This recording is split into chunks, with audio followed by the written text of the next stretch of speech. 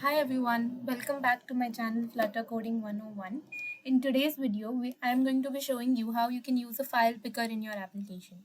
So the first thing that you need to do is you need to go to the file picker package in your pub.dev, and you need to install this inside your pubspec.yml file.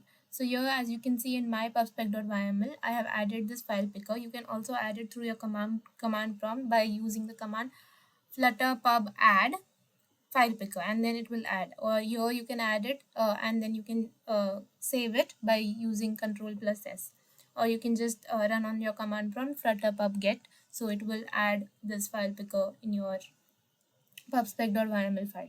Once you have added this, so here you can see now when I click on this, I have used a file picker and it is showing me all the uh, files that I have, and here there's a PDF file that I'll be uploading it, and once I've uploaded this, it is showing me the name of the file that I have uploaded. So for this, I have created a variable named file, which is of the time platform file, and then there is a function called pick file. Okay, and since the file we have not currently selected it, we are using async, which is asynchronous over here. So this will be this is the result, that is your result of the file picker, and await we are using because it will store in result once we have picked the file using the file picker. Now in this pick files, we can there's various things that we can declare. So the first is if we are allowing multiple files or not. Since we only need one file to be uploaded this time, so we are selecting false. Now if you do not specify any file type, if you do not specify custom, then it would take file type.any. But if you can also specify the type of file and the allowed extensions that you need to allow.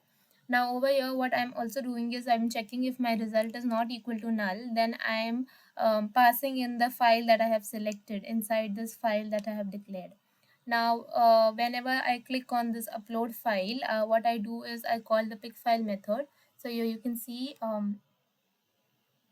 I have called the pick file method inside the gesture detector, and over here I check if my file is null or not. If it is not null, then I will be showing a column wherein I'll be showing that the file has been uploaded successfully, and I'll be showing the name of my file. Otherwise, I'll be showing this gesture detector when I can press on it and I can select my particular file. So this is how you can use a file picker. Thank you so much for watching. Please do like, share and subscribe. I will see you all in my next video. Thank you.